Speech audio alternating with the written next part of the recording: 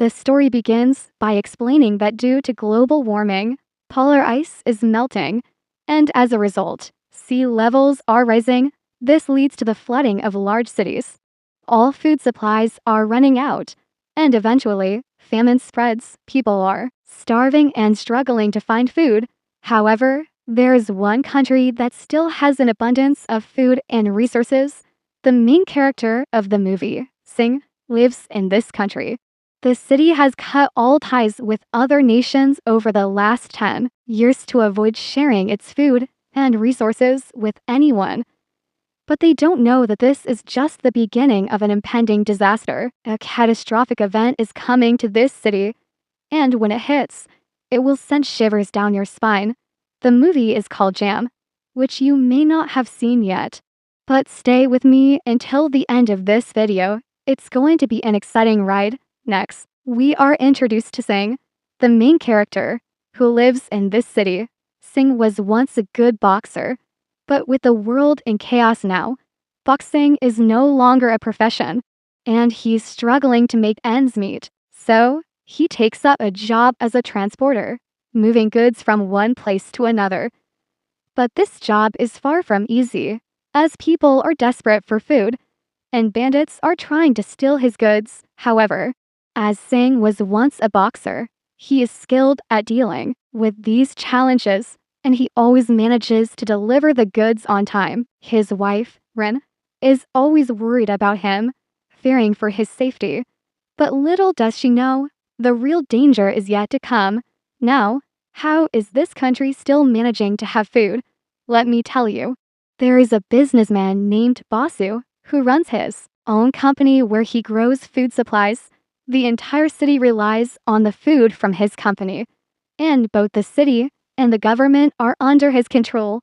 Basu lives a life of luxury, but his wife has been seriously ill for the past 2 years. Doctors have given up hope, claiming there is no cure for her condition. However, Basu learns that there is a special fish in the ocean that could heal his wife. He buys this fish and brings it to the country, and Sing is the one who delivers it. Basu even serves this fish to his guests because he has already fed it to his wife. He hopes that by feeding it to the entire country, he will make even more money and gain more fame. But this is where the disaster begins, because due to melting polar ice, the fish has been mutated, and it carries a deadly virus.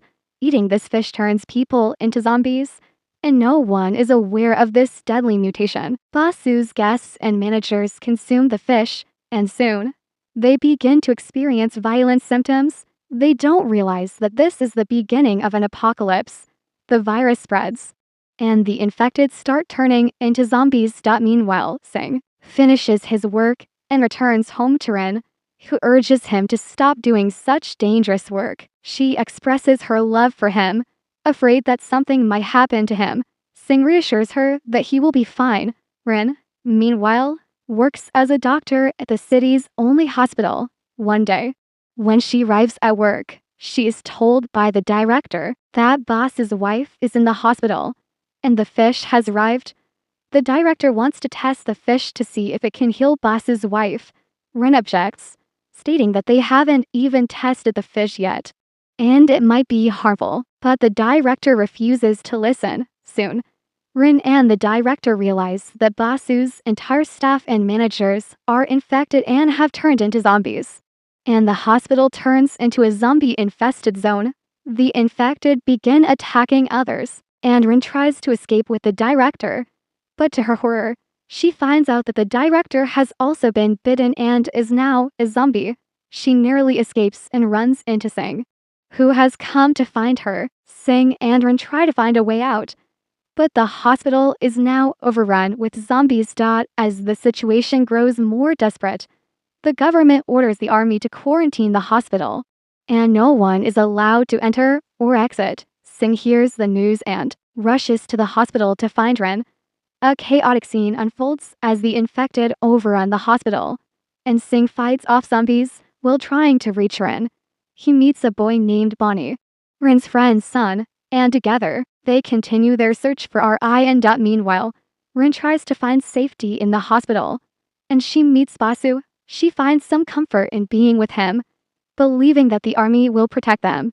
Basu assures her that the government will not let him die because if they kill him, the whole country will collapse. Rin, although scared, believes him.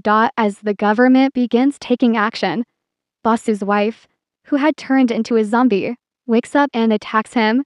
The entire zombie horde is drawn to their location, and Basu's story ends tragically. Singh, who is still alive, continues fighting his way through the zombies, trying to protect Rin and Bonnie. The army decides to blow up the hospital to contain the virus. But before the explosion, Rin and Bonnie are taken to safety by the military. Singh, realizing he might not survive, sacrifices himself to keep the zombies occupied while his family escapes. He fights the zombies, and as the building is about to collapse, Rin watches in horror as her husband is overwhelmed by the horde. Months later, Rin and Bonnie are seen together. But there's a twist. In the post-credits scene, Singh is shown to have survived, emerging from a tank, and he fights off a zombie. The remaining zombies who survive are now out there, and Singh is preparing to save the world in the next installment of the movie.